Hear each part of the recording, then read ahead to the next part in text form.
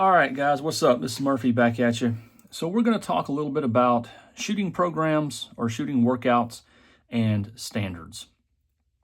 So you need to have a shooting workout ready whenever you go to the range to practice. If you don't have that, you're just going to kind of flail around and try different things and whatever. Think about going to the gym. You have to have an idea about what you're doing so that you can function properly. If you just go to the range with a couple hundred rounds of ammo, excuse me, you're gonna flop around and you're gonna be all over the place. So you absolutely have to have something that will keep you on track, some kind of a guide to show you what you need to do. And this is also important for your shooting standards that you need to have. If you don't have shooting standards, then you're never going to know for a fact that you're falling short at one area or another. And you don't want to figure that out in the real deal, like during the real life thing. That's not the time to figure out, oh shit, I should have practiced more reloading or something, right? So we'll get to the standards here in a second. So the first thing that I want to talk about is the workout. So where do you get the workout? Where do you start? All that kind of good stuff. And so this is my typical workout that I do. Now, I'm cheap, so I just taped this to a piece of cardboard, right, as you see. So just typed it out on Word, printed it out, and then taped it down to a piece of cardboard so I can put this in my range bag. And it's kind of stiff. Weather doesn't affect it because it's all taped up. Masking, that clear packing tape works well if you don't have a laminator. So this is my shooting workout. Now, this I wrote for like a full day of training or like maybe 3/4 of a day of training. So this is kind of longer. Typically what I would do for my standard workout is I would just kind of cut this off like right here, right? So I would do the first part and cut it off there. But if I want to do more like a full day or something, then this gives me a template for a full day if I want to. About 500 rounds, 400 to 500 on this, depending on how many I want to run. And so I'll say this about a shooting workout. Having a shooting workout is always better than not having one. Even if people, I think one of the problems that a lot of people have is, especially new shooters, is they want the best. What's the best? The best, the best. Everyone is obsessed with the best instead of just doing something that works, right? Never forget that better is the enemy of good, okay? Better is the enemy of good. Having a shooting workout that some person out there may say is not the best is still better than not having one at all. So it doesn't matter if it's the best. You need a shooting workout, okay? Something that you do. And let me back up. What is a shooting workout? It's something that you do every single time you go to the range. Like this is what you start with every single time. So for me, my short or standard shooting workout that I start with every single time that I go to the range is this part right here, all right, this top part. This is what I do every single time that I go. This is the first thing that I do. And you want your shooting workout because this is not a test. This is training. This is practice. You want it to be set up that way. So I'm going to kind of walk you through how to set up a shooting workout. And that is one little building block at a time, one little step at a time. So the first thing that you want to start with is the most basic thing. So on mine, when I show up to the range, I start with targets that are 3-inch circles, okay? I have targets that are, let's see, 3, 4, they're 12. There's 12 3-inch circles on the target, okay? And they have a 1-inch pasty in the middle of the circle. I got them from Action Targets. They're cheap. They're great. I love them. So I start with dots because it's a little 3-inch circle. And I start from 5 yards. and I'll do 1 round from the ready position. And I'll do that about 10 times. Then I'll move up to 2 rounds from the ready, right? So think about this in building blocks. The first block in the building block is 1 round from the ready position, right? That's the most basic, simple thing. You're at the ready, you punch out, fire 1 round. Punch out, fire 1 round, right? That's the first thing. The second thing is, I'm going to do that twice now. 2 rounds, punch out, boom, boom. So now I have a little bit of recoil mitigation. I have a little bit of the gun going off, the sights out there, centering it again, firing another round, right? So 1 round from the ready, 2 rounds from the ready. Do that about 10 times each. Then I'll move down to drawing from the holster. So 1 round from the holster. So now that I'm incorporating something else, right, drawing from the holster, I'm going to back it down, back it up to doing 1 round now, right? Because now I'm incorporating another thing, which is not just punching out from the ready and shooting, but drawing, punching out and shooting. So I'm adding a step. So I'm going to knock it back down to 1 round. So 1 round from the holster. Do that about 10 to 15 times. Then I'll go up to 2 rounds from the holster, 10 to 15 times. Okay? And the goal is to get every round in a 3-inch dot. And it's also to practice punching out. I want the round to break about it as soon as my arms are at full extension.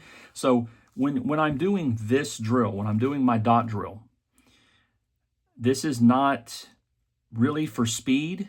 I'm not doing this as fast as I can, but I'm going at a good operational pace. And I'm really focusing on doing everything perfectly. That's the thing about this. It's perfect. The draw, I'm focusing on making it perfect. Okay? My grip of the handgun, perfect. My sight alignment, perfect. Trigger press, perfect. I'm trying to be a robot. I'm trying to be absolutely perfect. Now, of course, I'm a human like everyone else, so I'm not perfect. I do make mistakes, but the point of it is to try your best to be as perfect as you can with these reps. None of these are throwaway reps, right? So once I'm done with that, then I'll move down to back to 7 yards, and I'll do the whole process again. Because what did I just do? I just added something. I added some difficulty, because now I'm at 7 yards. So I'm going to go back to 1 round from the ready, 2 rounds from the ready, 1 round from the holster, 2 rounds from the holster. Okay? Once I'm done with that, then I'm going to move down to 10 yards. Now that I've added difficulty, I'm going to go back to 1 round from the ready, 2 round, right? So I'm just going to repeat this at every yard line. Now you can take this back to 15 yards, 20 yards. I'm going to tell you right now, to pass this, right? To do all these and keep all your rounds in a 3-inch circle in a good time, right? In a good time limit, I've never seen anyone that can do it from 15 yards. That is extremely difficult to keep all these rounds inside of a 3-inch dot from 15 yards if you are shooting a good time limit. Excuse me. A good time limit would be, I'm not going to say, I would say 1.25 seconds from the ready position, right? That would be a good time limit. Maybe 1.5 seconds from the ready, right? And I would say 2 3/4 seconds for the 2 rounds from the ready, right? That would be a good time limit. I don't really time these because these aren't timed drills, but just to give you an idea of having enough time to do it but not wasting time, because you can shoot a 3-inch circle from 15 yards. Right? If I don't have any time limit, then you can make that shot. But if I put a time limit on it, that's going to be very challenging. So, yeah, that's hard. So I stop at 10 with that. I think 10 is fine. That 3-inch circle gets really freaking small at 10 yards. And so that's my standard warm-up. right? 5, 15, and 10 yards, 3-inch circles, and I just repeat this for each yard line. And I do that every single time that I go to the range. It is the first thing that I do. That's my warm-up. That's my standard workout. From there, I will go up to silhouette targets. So I'll put a silhouette target up. I'll either use a CSAT target or I'll use the Viking Tactics target, something like that, and I will shoot that. And this is start at the 7-yard line, draw, fire 2 rounds, reload, and fire 2. Okay, so now, excuse me, I'm incorporating a reload. So this is a 2 reload 2 drill, basically. So 2 reload 2 from the draw. So now I'm incorporating more things. I'm not just drawing the gun and firing 2 rounds. I'm also incorporating a reload and I'm firing 2 more rounds. This is a really great drill because this is basically all of shooting in one drill, right? It's all of practical shooting, right? Unless there's some massive unforeseen thing that happens, this is all you should be able to have to do to win pretty much any gunfight, as long as you can do this proficiently. So it's everything. It's regripping the pistol after the reload. It's doing a reload. It's coming back on target, making sure your grip is good when you represent to the target. It's all the, really all the fundamentals are in this. So I'll do this from 7 yards, which is why this is in here, right? So I'll do this from 7, then I'll do it at 10, then I'll back up to 15, right? And from 15 yards, right, I won't do the 2 reload 2. From 15 yards, I'll do 3 rounds from concealment 10 times. Okay, so I'm looking for good upper thoracic cavity hits from 15 yards from concealment. Then I'll back up to 25 yards and I'll do 5 rounds slow fire. And I'll do that about 5 times. Right, so now we've backed up to the full 25 yards. 25, there's no time limit, whatever. This is slow fire. This is that accuracy stuff, because shooting at 25 yards with a pistol is basically analogous to shooting 100 yards with a rifle, right? Everything comes into play when you're shooting that distance with a pistol. It's not easy.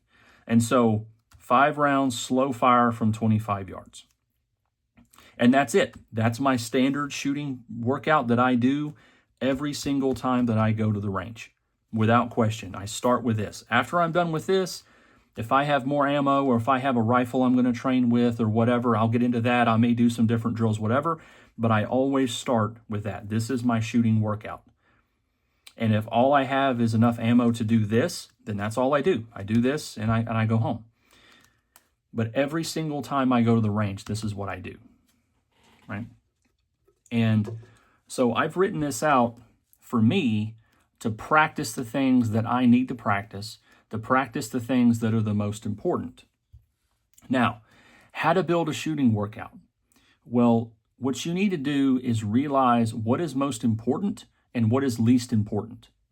Because all of us have a budget. We all have, jobs, and we don't have an infinite amount of money or time. So you have to prioritize things. This is just how human beings are. You have to prioritize. So when you look at defensive shooting, combat shooting, you have to prioritize what is the most important thing. You can't train everything all the time. That is simply not possible. Okay? If you're a multi-millionaire and you don't have a job and you can literally train all day every day, then you can train everything all the time. But unless you're that guy, you don't have the time or the money to train everything. So you have to prioritize your training, right? So you have to pick what are the most important things in a gunfight. What's the most important stuff? Well, the most important stuff is the things that you know you're going to have to do, and then it goes down from there. So what you're talking about here is probability. This is how human beings live their lives. We live our lives based off of probability. We don't live our lives based off of possibility. This is a big problem that a lot of shooters get wrong, especially a lot of YouTubers and all these guys. They train for the possibility of this or that, not the probability. And they use that as an impetus to do some stupid shit and put dumb shit on their guns and do just ridiculous crap, because they justify it by saying, well, this could happen. Well, as human beings, as I said, we don't live our lives that way. If you lived your life based off of what is possible, you would never leave your home. You would be a hermit. Because as soon as you get into your car, you could die. A drunk driver could crash into you, someone else could crash into you, your car could lose control somehow, tire blowout, whatever, crash and die, a meteor could strike you. Is it possible that as soon as you get into your car, a meteor falls from space, lands on you and kills you? Yes, that's possible. Is that probable? Hell no. Right? So this is what I mean. We don't live based off of possibilities. We live off of probabilities. That is what dictates every single thing we do as people. What is the possibility that this is going to kill me or hurt me? Okay? So you set your training up that way because your training is finite. You have a limited amount of time and money. You set your training up that way.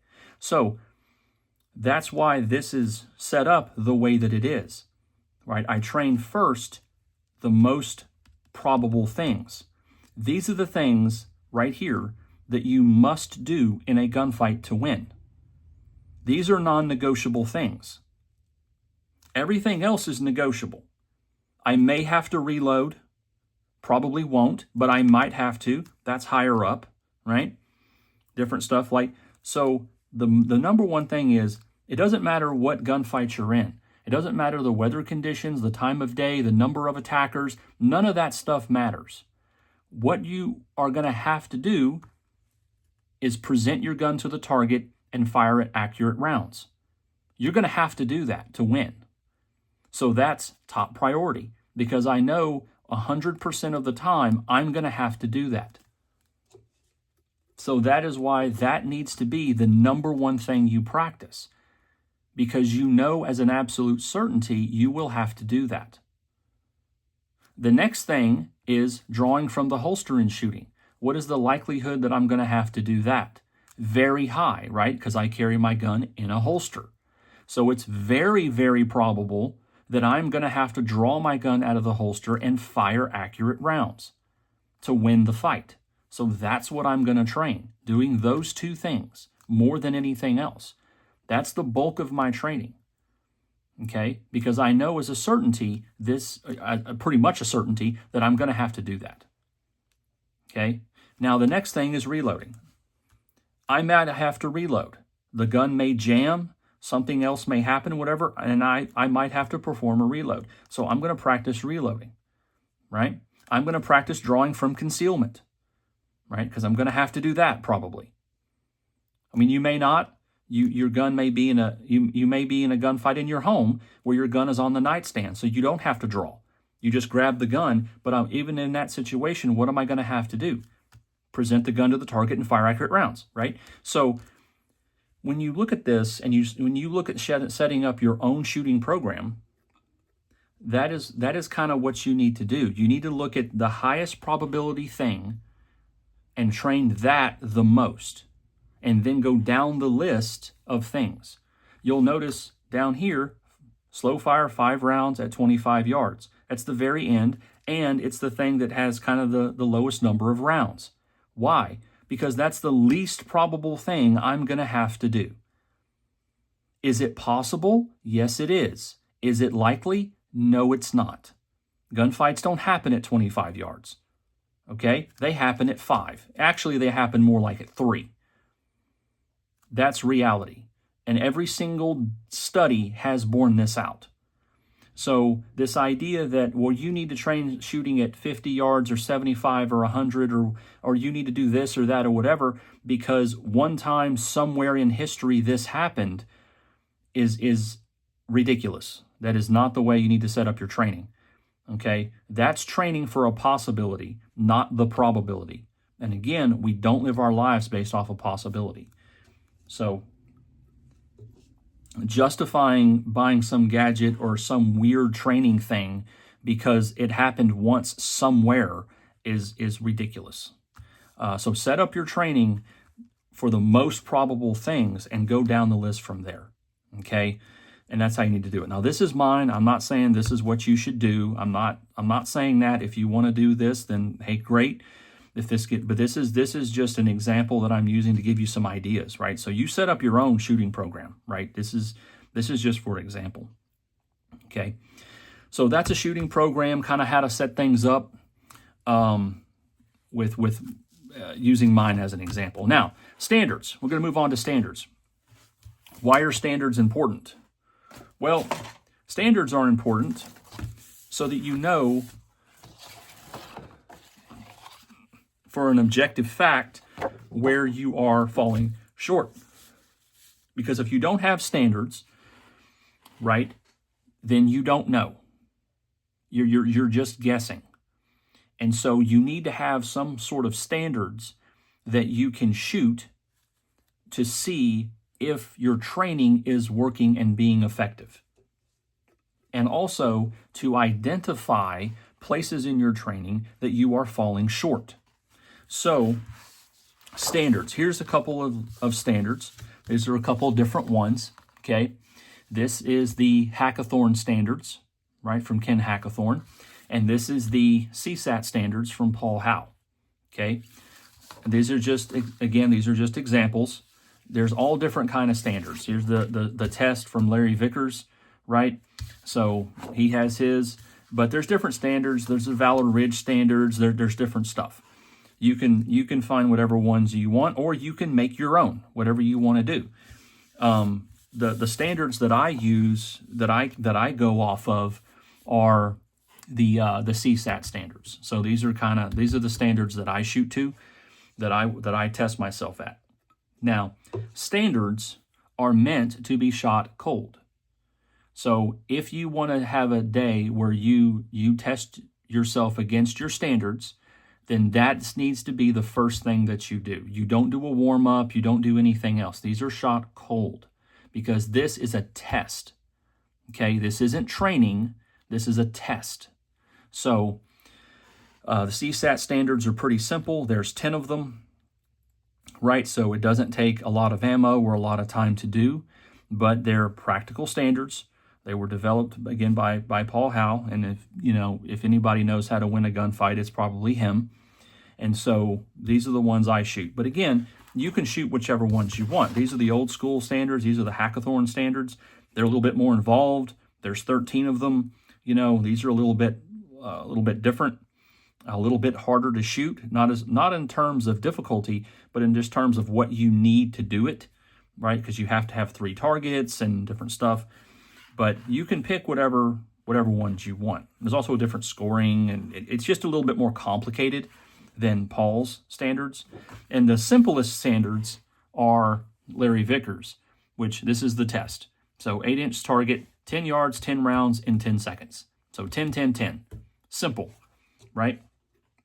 But this is very hard. It is hard, okay? If you think this is an easy test, you're mistaken. It's deceptively difficult, right? Because every round must be inside the black, right? And you're shooting an 8-inch target. You're shooting I think that's a B8 Bull or something, right? And so getting 10 rounds consecutively in that from 10 yards in 10 seconds, which is not an unreasonable time standard at all. 10 seconds is not that short of a time, but 10 rounds in a row, basically you have to shoot 10 rounds perfectly. Because at 10 yards with just an 8-inch circle, if you mess up at all, you're going to have a round out. And the thing about the test is that it is what it says. If you go over time, you fail. This is a pass-fail. It's very simple. You go over 10 seconds, you fail. You have 1 round outside the target, the 8-inch circle, you fail. Period. So this is a pass-fail. This is a go, no-go, right? Deceptively difficult. If you want to try something and you have some rounds, I recommend you shoot the test and see for yourself. Paul Howe standards, again, deceptively difficult. These are hard to shoot, right? They're not as easy as they look. But anyway, you have to have a set of standards so that you know where you need to fall short. And this is how you use the standards. So let's say that I go to the range and I shoot these standards. And let's say on number 3, I miss, right? I have a round outside or I'm over time. Well, that tells me right there, this is what I need to train. I need to train number 3 more. So when I'm done shooting this, I'm going to practice this standard. I'm going to shoot number 3 and practice and practice and practice to get better at that because I failed this standard.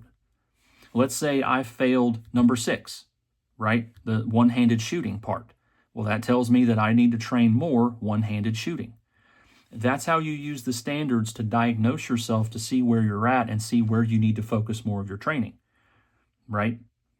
And so that's how you use. That's why they're so useful to have standards, because you can immediately identify where you need work and where you need to put more time in. So anyway, that's a shooting workout. That's mine and a couple of examples. Again, you do whatever you want. It's up to you. But so many people don't kind of understand how to have a shooting workout and how to have standards, and they just go to the range and kind of do whatever, and that's not good enough. If you're depending on your abilities and your equipment to win a gunfight, to save yourself, your family, or others, you need to take it more seriously. You need to be more structured with it. And you need to have a shooting workout that you do, and you need to have standards. Whatever those standards are, you need to have those standards that are set in stone that you have to pass. And you also need the standards to tell you if you need to adjust your shooting workout, right? So anyway, that's a quick thing on shooting standards, guys. Hope y'all got something out of it. It's Murphy signing off.